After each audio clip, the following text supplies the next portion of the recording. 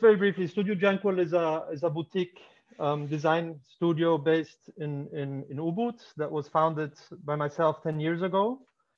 My background is interior design, and we do a little bit of all kinds of design. I like to consider that we're a global design or a holistic design company that can tackle any kinds of design problems and find solutions to them. So Brian asked me to speak about the philosophy, and let me just see. Okay. So when I hear the word philosophy, the first thing that comes to my mind is the love of wisdom, which is the literal translation of the word philosophy. And what is philosophy, and what, how does it affect people? And it's ultimately an activity that people undertake when they seek to understand the fundamental truths about themselves, the world in which they live, and their relationship to the world and to each other. So in that sense, I had to think, and I do a very strong introspection into myself as a person, and how this is affecting, or how is this being expressed on the outside. So there's a very strong relationship between what's inside my head and how this is being expressed in the outside, in the physical world. And I think ultimately that led me back into a reflection about where did I come from, where was I born, what were the influences that shaped me, what was the physical world around me from the day I was born up to today. And hopefully that this, whatever is influencing me now or has been until now, will continue. I'm still curious to learn and to apprehend the outside world, and then put it into the machine, which we call the brain, and then come out with designs that then are reflected and the product of what we see. So in that regard, today's subject is inside out, and that's the philosophy, or that's a subject of the philosophy that I want to approach and talk about today.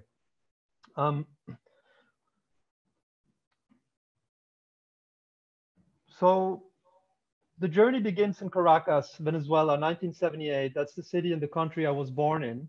And you can see on this map quickly the transition from Venezuela to USA, France, and now Indonesia. So to a certain degree, the circle around the belt, or the belt around the globe is being buckled. And today I'd like to briefly speak about my experience in Venezuela, my experience in the USA, my experience in France, and then ultimately my experience here in Indonesia and how this is being manifested in design. And I will finish the talk talking about one of our projects that we just recently finished, which most or best embodies this philosophy. So Venezuela. Venezuela is a country in the tropics. It's a place where I grew up and I was born, like I just mentioned. So this is where I had my first contact with architecture. It is also the place where I built a relationship towards nature. So I have a very strong and fond memories of Venezuela and the nature. And you can see here on this first slide, this is the city, Caracas. And you can see there's a big range of mountains. And it's not very much unlike Indonesia in that sense. You have a lot of volcanoes and mountain ranges here. And just if we look at this picture, you see how much percentage of the picture is green, right? And this is a big capital city. So growing up in that city and having all this green environment around me was certainly a big influence into the person I am today. You can see in this aerial shot a little bit how the city's topography and location is. You have the airport where the airplanes come in and out. And the city lies on the other side of the mountains here in this valley. Venezuela, like most of South America, is a country that was colonized. It was colonized by Spanish people mainly, who brought influence of their own architecture into the country. And if we look further back, actually, a lot of the influence of the Spanish architecture is actually from the Moor people who were coming from North Africa. So if we're looking at this image in Caracas of this building, you can see it has not changed much today. Obviously, it's been restored quite well. This was part of growing up in the city and part of the heritage of the city. But we also had modern architecture, and with the advent or with the arrival of the oil and wealth, architects from all over the world were being called to Venezuela, and it was probably the most modern city in South America at that time. And you can see here this architecture by German architect Dirk Bornhorst. It's called the El Helicoide, and it's a spiral that spirals up this mountain. And the idea was that it was a shopping mall that you could just slowly drive up or walk up and see all the shops as you got to the top. Today, unfortunately, it's a police station, and it was never actually opened up or finished as a shopping mall. This is another very majestic architecture or feat, engineering feat. It's built on the top of the mountain. You can see Caracas faintly in the distance here. And it was a hotel that was built, opened in 1956 by architect Tomás José Sanabria. And there is a telepheric, a cable car that goes from the city up to the hotel, and then it goes down to the ocean on the other side. The hotel remains closed at this point, but you can see these arches here, and I will show you the next slide. It's been restored, and you can see all with the original furniture, and the views on both sides are spectacular. On one side you have the city, on the other side you have the ocean. This is probably the most impressive architectural project in Caracas, and it's by architect Carlos Raúl Villanueva. It's the University City of Caracas, and it's a very big project that lasted over several decades. And it's actually a UNESCO heritage site today, luckily, so it's being preserved. And you can see here there's an installation by Calder. So you can see there was quite a lot of money at that time, and this allowed for architects and artists from all over the world to join together and make these creations that at that time were at the top of their line. It was the best of the best. This is the school I went to. You can see here myself at the age of 10. You can see the mountain in the background that we saw earlier, and you can see it's a fairly modern school.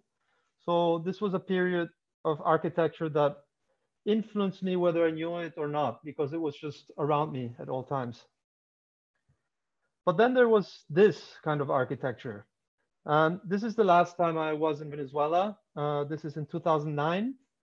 So over 10 years ago. And you can see, if you look at this picture, you could maybe think this is in Kalimantan or this is in Papua. So you can see how there's similarities between Venezuela and Indonesia. There's the tropical rainforest, and you can see this structure coming out of the forest here. There's a person standing here. I stayed in this hut for a week with a friend of mine. To reach it, you have to take an airplane, then you take a car for 4 hours, and then you get on a little boat like this, a canoe, and you stay on these canals for about 6 hours, and then you get to this person's house here. We sleep in hammocks like this, and we eat pretty much whatever we find or whatever is found in that area. And you can see here the roof structure and the architecture. Again, resemblance with a lot of what we see here in Bali or in Indonesia. Then I moved to the USA, and I enrolled at the university to become a business major, actually. I was going to study international business. This is the university campus life. You can see with these very old buildings. And as you can see it also in the movies. And I mean, this is a very typical American university life, yeah. You have a library at that time. At the time I was there, it was actually the first year of internet. It was just the beginning. So at that time we didn't have Google. And that meant that we spent many hours until late at night in the library, and you could have any book and access to anything you wanted to in that library, which was incredible. This here is Beresford Booth, and Beresford Booth is one of the few people who has very much influenced me, and I would say is the first person who brought me onto my artistic path. And Beres is somebody who taught me. He's the headmaster, not the headmaster, the head of the art department at the university. And one day I walked into his office, I met him, and he was friendly. And he asked me if I wanted to draw or take a class in painting. And I said, I'm not talented. I don't know how to draw. And he said, talent, Max, is a different thing. But painting and drawing, there's technique, and the technique I can teach you.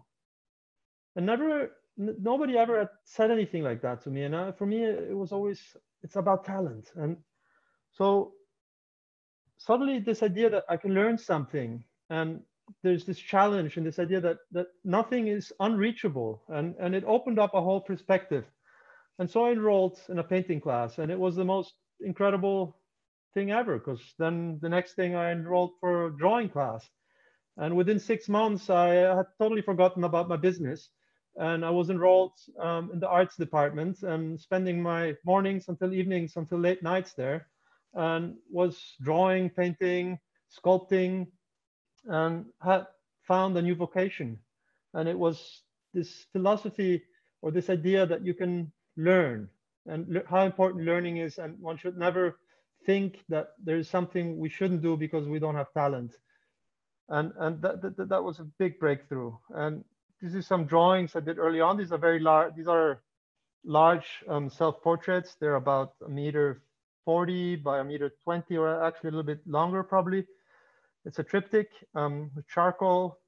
This is another self-portrait. So here I was learning the arts, and this was obviously not related to architecture as such at that point. But what it did teach me is to look at things in a different way, to analyze light, to analyze volume. You can see here in this drawing how the nose or the eyes, certain things are constructed with geometric shapes in the same way that we would construct a building maybe. This was a class in the golden section, and was about proportion and about constructing design from geometric shapes. So this was all part of the education at that point, and trying to, absorbing all this information, and the beginning of me becoming an artist or designer. I moved to France, and in France I joined the academy. There's a place called the Académie Julian. And this is a very old picture, as you can see, and this is a recent picture. And the Académie Julian is a place where artists went to learn how to draw and paint. You had famous people like Cézanne who spent time there, and there were other many famous French artists who passed through this academy to learn how to draw and how to paint. This picture here, you can see how it's quite of age. What's interesting is in that same classroom is where I learned also how to draw and paint.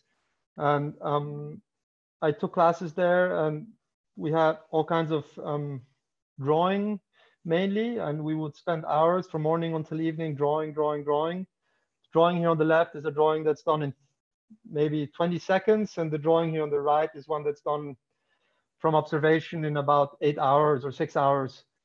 So this was interesting.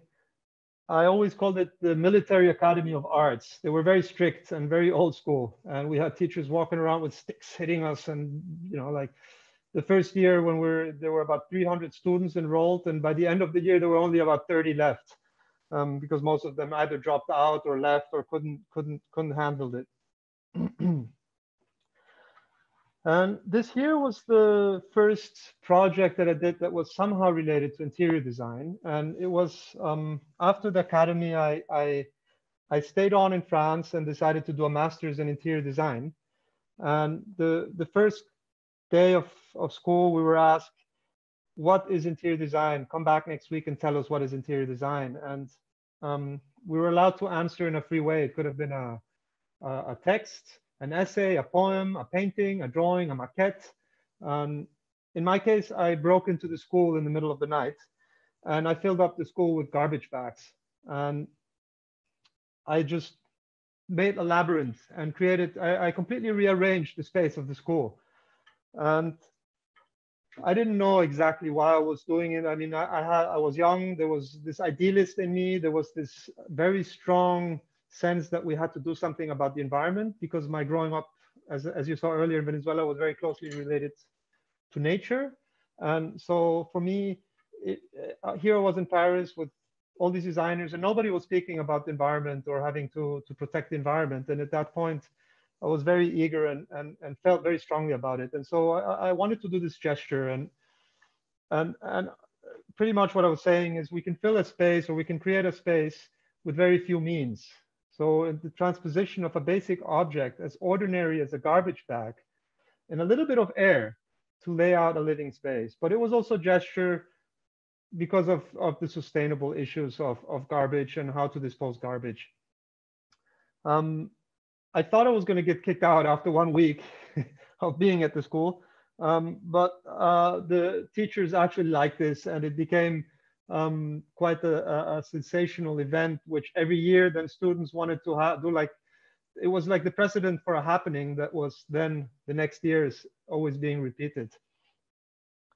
And that was an important lesson in my life because that was this idea that you have to sometimes leave your comfort zone, and that's where the magic happens. Do things that you might be afraid to do, or do things that just aren't expected, and play with these, and do something. I mean, pretty much like this drawing here, which is a little bit simplified, but it's very, very true, I find. And so to me, it's something that I would say part of the philosophy and the few lessons in life, I would say this is one of them that has very much influenced me. This is an example of work, and this is what we did in the school, and it was my first architectural project. And it was a bamboo house, and the idea was also, again, with the idea of sustainability. On the left-hand side, you see this is a maquette that I did, and these were the drawings. You can see, again, this love for the tropics, and the idea to have a house in Venezuela that breathes and is completely open. And here again, the idea of inside out, I was speaking about it earlier as a psychological event, in this case as a physical event where there is no boundary between the inside and the outside, and the air can flow in and can flow out. And you live with the seasons, you live with the weather. Then I got my first job, and this is at Christian Liège. This is where I spent 5 years in Paris working. You can see me here sitting. Christian Liège is another person that very much influenced the person I am today. He recently passed away, but he has left a legacy, I think, amongst many, many designers around the world. And he was a very good designer, very humble designer as well. And I learned many, many things while I was there. And it was very interesting. Here you can see this is an apartment that it's actually his own apartment in Paris, where I helped him with the renovation. And you can see it's a very old apartment. This was during the renovation process. It's a 500-year-old building. And some of these panels here had been renovated halfway through it. And we had carpenters and craftsmen that were specialized. You have very few craftsmen in France that are specialized in the renovation, because you have these old buildings, you have Versailles, and you need people who have the knowledge how to restore these buildings, that if you want to restore them in the original way. And it was very interesting because the carpenters would come on the construction site and they would look at the little detail and see, oh, this was repaired 250 years ago. And I'd be, how do you know that? And they would recognize it because of how it was joined and how the wood was worked. And then he'd be, this is original from 400 years ago, and so on. So it was a very interesting, and it was pretty much my first impression of what craftsmen can actually do, and this idea that knowledge is passed on from one craftsman to the next, from one generation to the next. And here you can see the finished product. I was very lucky while I was there. Most of the projects were all over the world. So we got to travel a lot and got to see beautiful construction sites and work with amazing architects also in collaboration. John Possum, Richard Mayer, Kengo Kuma. There was quite a lot of architects that we were collaborating with. So it was I was very lucky in that sense because I got to learn a lot in a few years and get to work with craftsmen from all over the world and really good craftsmen from all over the world. And then there was this, the inside out again. And here, this is, I think for many of you in the audience today who are architects or aspiring architects, this is something that you will be confronted with oftentimes, and you will have to think about it. And it's this idea that we have, how is a building conceived? And there is no right or wrong answer. And if we look at the architectural history, there's been many approaches to architecture, and ultimately we are free to decide how we want to do this. But should a building be conceived like a sculpture, and is it something that we look at from the outside, or is it the interior functional spaces? And where's that boundary between, or how do we balance the inside and the outside? And there's a lot of questions to be tackled and to be resolved when we're designing. And so this brings us to the chicken or the egg question, whereby we know it was the egg that came first, but in architecture, we don't know whether it's the inside or the outside. So we need to ask ourselves question of function, like in this picture that we're looking at here. Does it make sense to have an engine that is that big and so powerful that the car can't drive anymore? So these are questions of functionality, questions of balance, questions of proportion.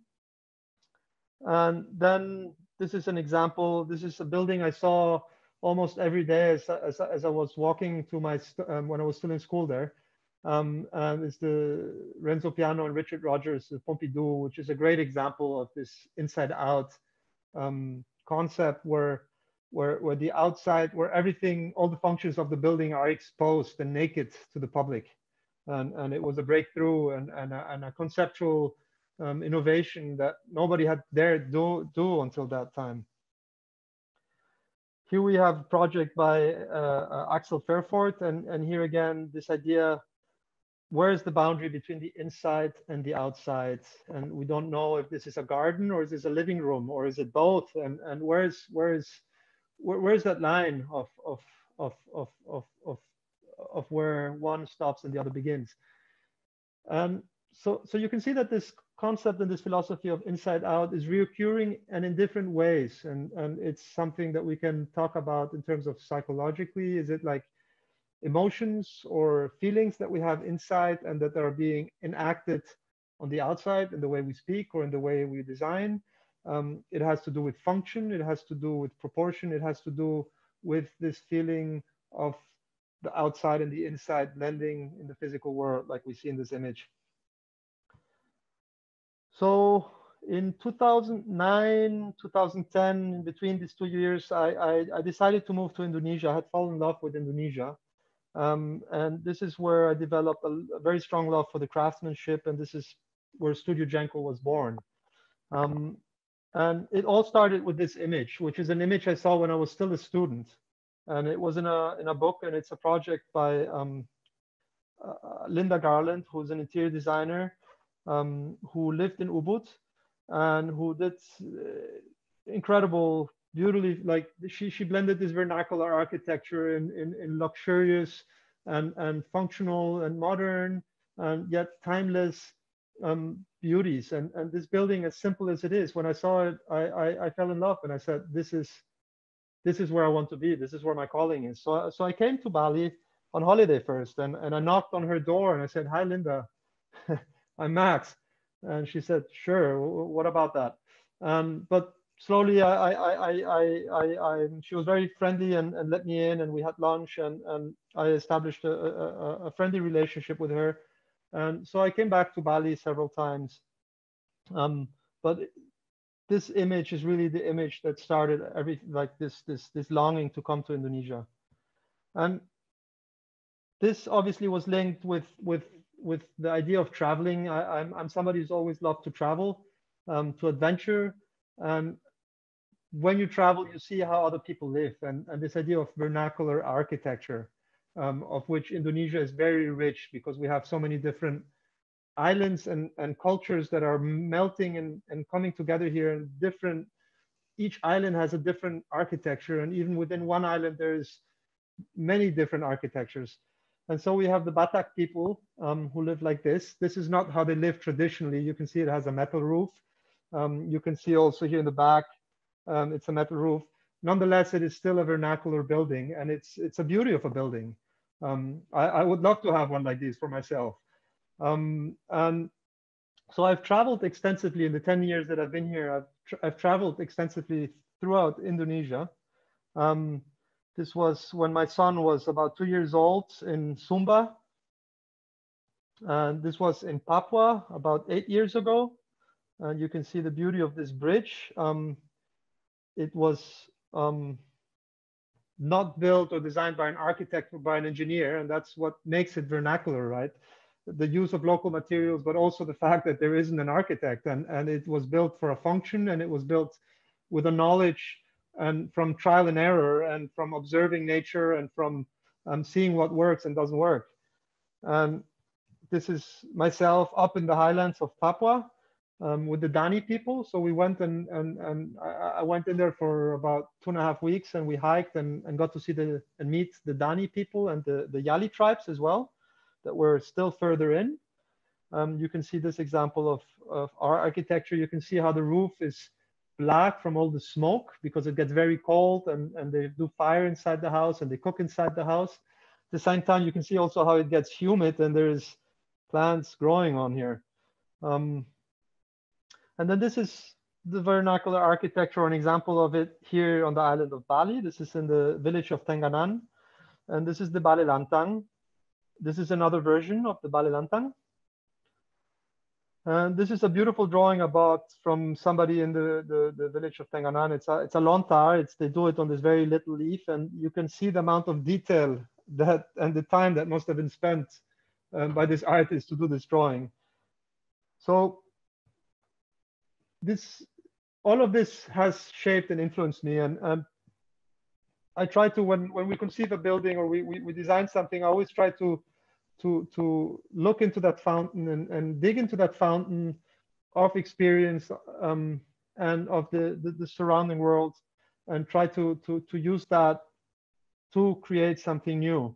And so it all starts with a dream, and in this case, the dream was a piece of land here in Ubud, and you can see here the contour of the land, and you can see on the survey of the land that there is existing walls. So somebody had actually owned this land before and started building on the land. So there was a story already.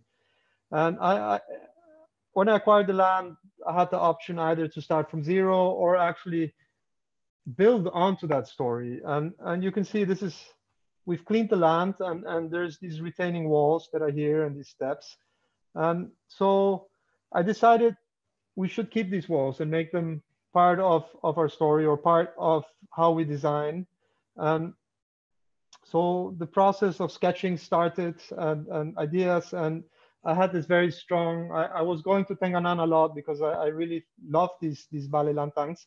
And I somehow thought, how can we use this idea and do something that is modern, yet very much inspired by Balinese traditional buildings? And how do we approach this so that it's, how do you take something traditional and make it modern and find the right blend between both of them? And so the land was very steep, as you can see, and there were these retaining walls that were existing. So we decided to sit the building in between these retaining walls. And you can see here's this idea of having this very long building, the Bale Lantang. And so then once we've spent 6 months, about 6 months drawing and designing, we decided to start the construction site and bring this, execute this dream and bring it into reality, right? This was the first day on the construction site. You can see me digging together with 1, 2, 3, 4, 5, 6, 7, 8, or 9 people. This was in August 2017. We started the construction, and I must say, being on the construction side is one of the most amazing experiences. And so for me, having the opportunity to do this here and to design and be also on the construction side has been an incredible journey. But it's for me, this project that I'm going to share with you today, you have to understand, is a very personal project. So it's something that really comes again from the inside and manifests on the outside. I spent 3 years of my life doing this project very intensely. I spent all my money that I had acquired and had to borrow money also to do this. So it was a very emotional and intense project with challenges, of which I will also speak as I present this. Here you can see we're with the surveyor and we're setting up. We're starting to do the beau plank. And you can see we're using actually bankirai wood that we've treated against the termites. That's why it's a little darker. But you can see it's very straight. And the reason is we wanted to do a fairly high beau plank as to be able to work towards, as we're building up the walls, to still be able to use the beau plank. And we wanted to keep it throughout the project. We didn't want to do it just for pouring the concrete slab. We wanted to keep it there afterwards for setting up the walls and using it as a reference throughout the project. Here you can see Mas Udin. He's our excavator. We couldn't get an excavator on the site. And so we had Mas Udin and his team, and they were the most incredible diggers, and they could make holes into the ground within hours. If ever I had to be in prison or in Alcatraz, I hope and I wish Mas Udin would be there together with me. Here again, you can see how the beau planks have been brought up, and you can see how we've labeled each axis, each structural line. Here we have the team of women helping out with the digging as we're doing the trench here in the background. Here we get another view onto the other direction. You can see we're keeping the tree here, and we've got these retaining walls that we're keeping. It's been raining a little bit. Here again, we get another view. You get to see the jungle in the background. You get to see the beauty of the site, and you can see the beau plank again. Yeah. Here we're starting to prepare for the slab. And you will notice these little tools here. These are called a tornado.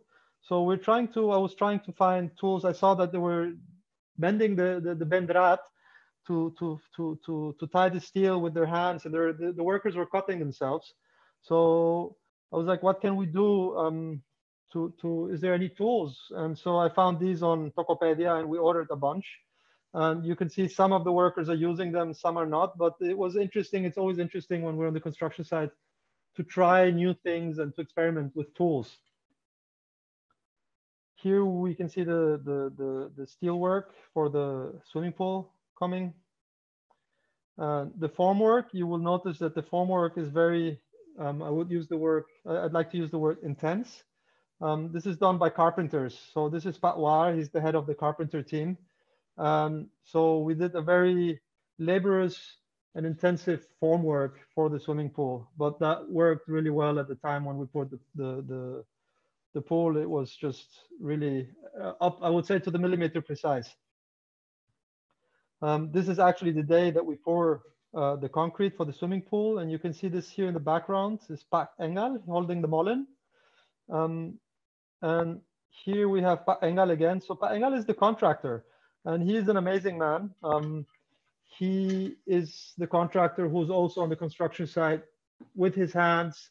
And this is something I like, because I had people from my office and everybody coming and helping, and everybody's helping. And And this is something that you can see this person is working from passion. He's working because he's really in love and proud of the work that he's doing. And it makes all the difference when you're working with people that love what they're doing, because then the quality is just going to be so much better. And here he's checking, making sure that the ratio of cement and sand and everything is being respected. Here we're finishing the pour of the slab. And this is a picture of Eddie. Eddie is a carpenter who's worked with me for the last 7 years. I'm very happy because he's going to get a beer after he's done his day of working. And here we're all getting together. It starts to rain, but we've just had the whole day of pouring concrete. And you can see Pa Engel again here. This is Irfi, who works in my office. And this is myself here and the whole team of ladies and everybody. You can see there's quite a lot of people. We couldn't get any cement mixers onto the side, so everything had to be mixed by hand. So then this happens. This is part of the journey, and I will explain to you what this is. This is actually an accident that happened not on the construction side. It's an accident that happened at home to my son. He was 2 years old and fractured his head. And you will ask yourselves, why am I showing this? And the reason I'm showing this is because this is all part of the influence. What's happening in our private lives is affecting us in our work, and especially when we're doing a project like this one, which is so emotional and which is we're putting everything into it, and it just everything becomes crazy at one point sometimes, and you don't know if you're going to have the money to finish it, and then suddenly you have to go to the hospital, and it's all these things, and it's decisions the whole day and the whole time that have to be taken, and it's like overriding you like a train. And I'm sharing this because I'm going to share with you throughout the project there is just challenges and things that happen, and it's just, I think, for maybe if there is amongst you in the crowd today any aspiring young architects, this is part of the journey, is knowing that there will be obstacles and that you have to overcome these obstacles, and that is part of the process. And here we're looking of another part of the process, which is burning the wood. So we have Patwar, the head carpenter. You can see him burning this door frame. It was a design decision we took because we wanted all the wood to be burned, A, to treat it, B, because we were working with materials such as the red brick, which comes from earth and is burned. We were using lava stone, which comes from the volcano and is also a material that is burned or that gets spit out by a burning volcano. And so part of the concept was this idea that we're using natural materials and burnt materials. And you can see a close-up detail here of the burnt wood. And here you see the walls, the boundary walls that we're building, all with lava stone. And here you get another picture as these walls are coming up with the lava stone. And then suddenly this happens. I'm not sure if you're on your phone looking at it, it might be too small, you might not see it, but if you're on your big screen, this here in the background is Mount Agung, as seen from the construction site in eruption. This is where a lava stone was coming from. So suddenly we're in the middle of a project using lava stone and no more lava stone. So we continued with everything else and decided to deal with this problem later because this was mainly for all the boundary walls. So the project went on. Here you can see it was a steel, or it is a steel frame structure that is coming up. You can see the steel man working up here, putting in the bout. And another perspective where we can start seeing a little bit the shape of the house. We get a sense of the proportion of the house. We get a sense of the swimming pool. We get a sense of what's actually happening, which is always a very exciting moment on the construction site when something that has been on paper and that has been under the ground suddenly starts coming off the ground, and it's like a tree growing, or it's just life, something coming to life to a certain degree. This is a beautiful morning early that we got there. This is Andre, the son of Pa Engel, and we're about to pour for the slab on this floor here. This is later the same day after the slab has been poured. This is another view. We can see the slab that has been poured. We're testing the swimming pool. We're checking if the pipes are all, if the pressure if there's no leaking. And here, up here, you can see the first elements of the roof. This is the ridge of the roof coming up. And you can see one of the carpenters up there putting the hips, joining the hips together with the ridge. And this is Pak Teja and Pak Edi, the two carpenters who are working on the lambang tidur, which we see here on top of the steel structure, which will actually receive the rafters of the roof structure. And they're actually making these little cutouts here, which I will show you towards the end of the presentation, a detail, why and what exactly they are. This is just to show you more views of the roof as it is progressing, where you can start seeing the rafters, and we see how it's all within the nature. We try keeping every tree and everything that is on the side when we're building. This is another view from the inside. Here another roof from the outside. And this is a roof view from the inside. And you can see, you notice these two boards that the tukang are using to climb up there. And as I was looking at it, I was, we should make this a feature. So we did. We got these boards and we made them a feature, and they're part of the house now. And when you look at the roof, this is what you see. And it allows us actually to run cables, and it allows, if a technician has to go up there, he can go up there and he can sit up there and work. So sometimes design decisions get made directly on the construction site, and we're not planned, or we're not on paper. Here, after the roof structure is coming complete, I was sitting here one morning with Pak Engel, the contractor, and I take a pause to speak about him briefly here again. That's why there is a close-up portrait of him.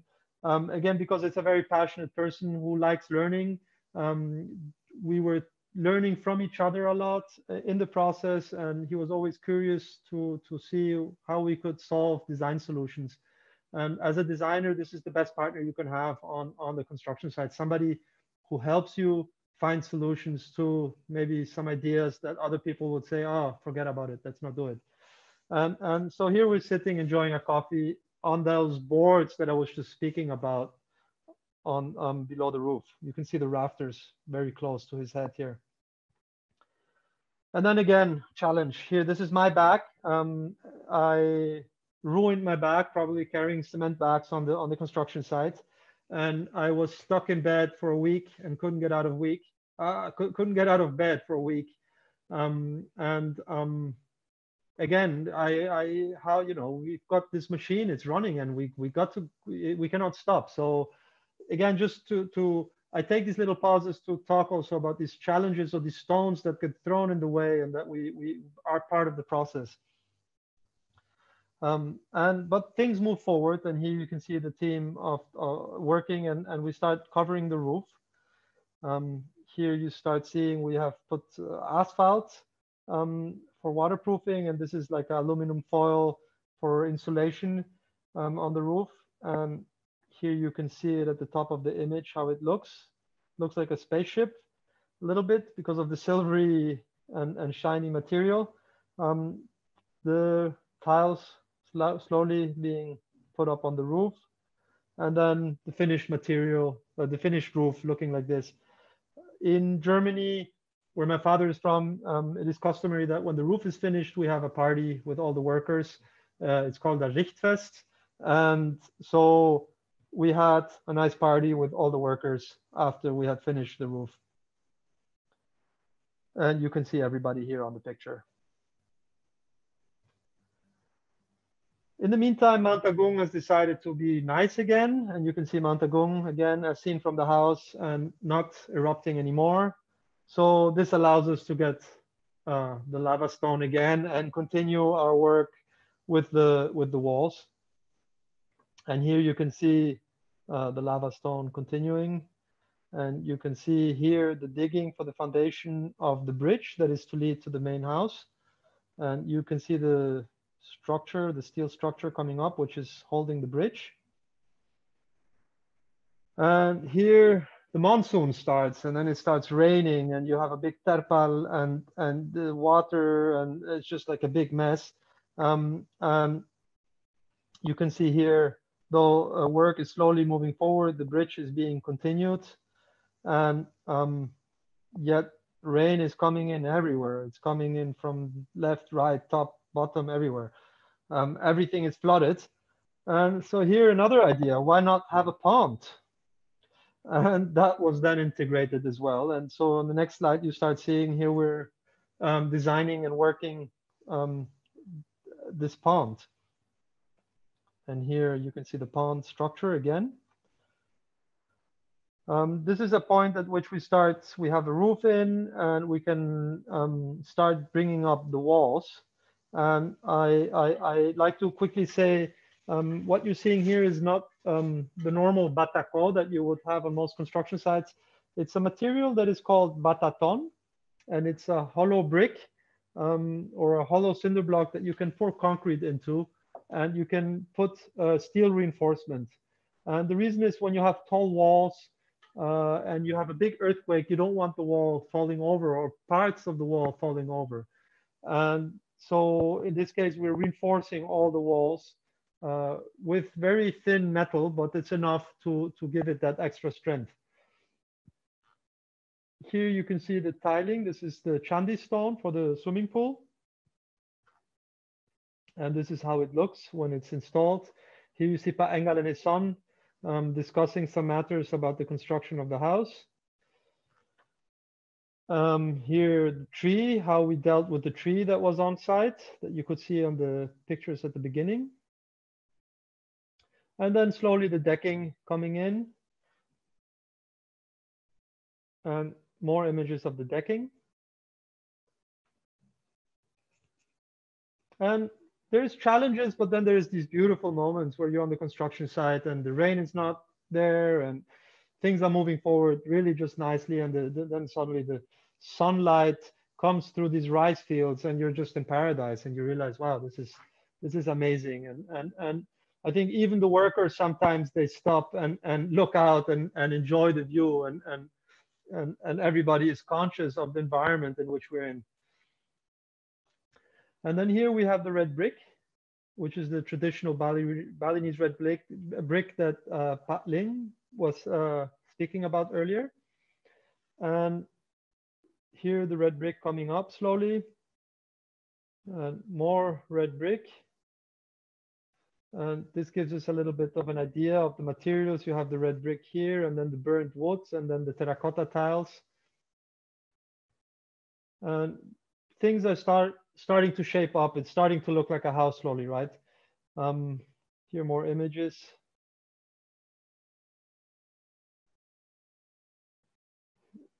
And we start doing the finishings on the inside. This is Andre Pa Engel's son. And you can see the woods that we've been drying and keeping inside the building for several weeks so that it gets climatized to that environment. And here we're laying the wood on the floors. And beautiful staircase. And then this was a surprising day. I had my friend Handoyo he's an architect from Jakarta that probably many of you know, and him visiting with Olsun Kundik architects and showing him our construction site, which was a very big and interesting moment for us because we're a small, I mean, a small operation here in Ubud, and here you suddenly have a superstar architect coming and interested and wanting you to give him a tour of your house. So this was a very nice day. Coincidentally, just today, actually, Handoyo came and paid us a visit again at our studio. So here we're giving a tour. And then I really love the tropics, as I've discussed, or as I've said earlier. And here I'm starting to, we're starting to think. We had a nursery on a land next door, and we're starting to plant and do the garden.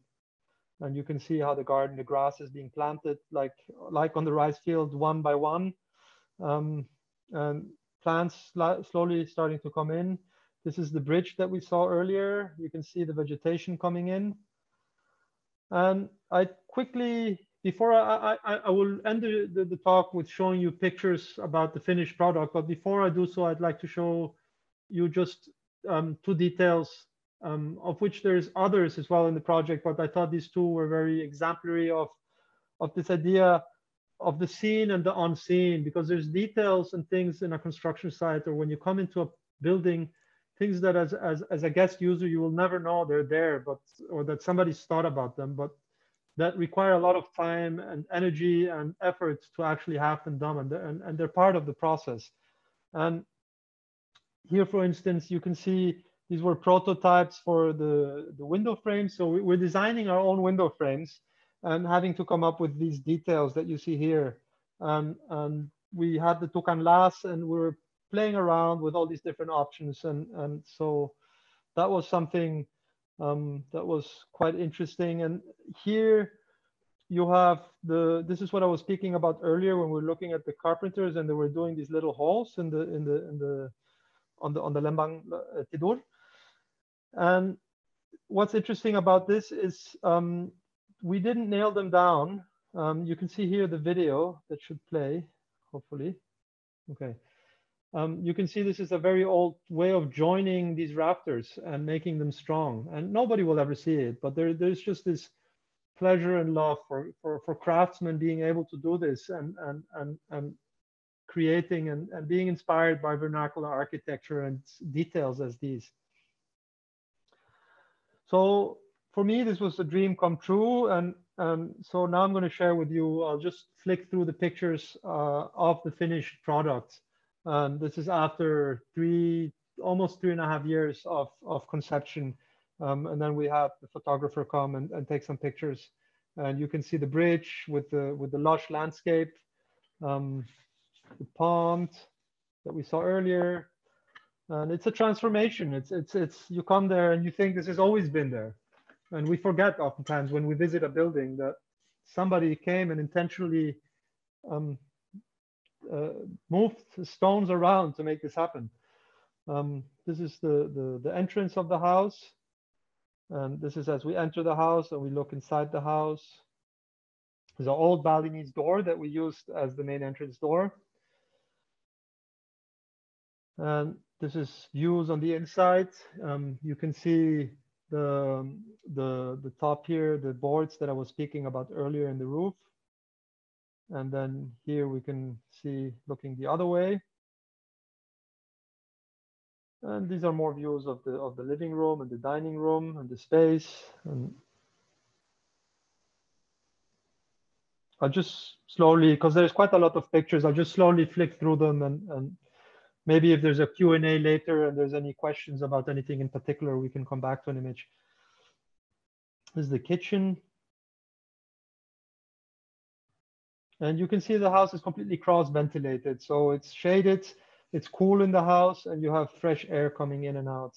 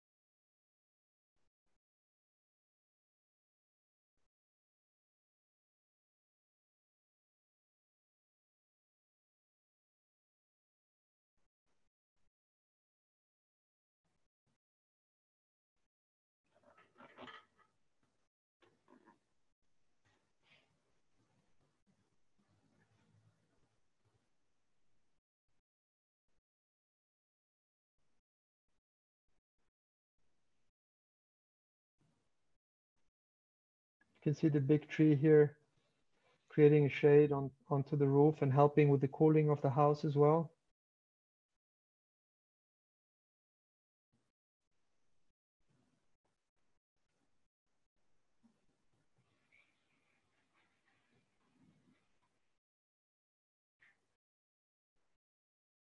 And that's the house as seen from the other side of the valley.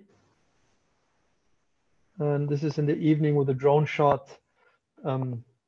Gives you an idea of how this house comes to life, and how these different rooms, you can imagine how people walking in and out and using the different functions of the house. And so I'd like to finish off by quoting Henry David Thoreau, who said, "I did not need to go outdoors to take the air, for the atmosphere within had lost none of its freshness. For I found myself suddenly neighbor to the birds, not by having imprisoned one, but having caged myself near them." And it's an excerpt that I've had, that I've kept and read about 12, or actually no, about 15 years ago, and it's something that I truly believe speaks about it embodies this idea and this philosophy of the inside out, and having a building like the one we just saw, Ruma Fajar, where the birds can come into the house. We have bats coming into the house, and we're living one with nature. Yet we still have all the comforts of a very modern and comfortable house. So that's that on the presentation side.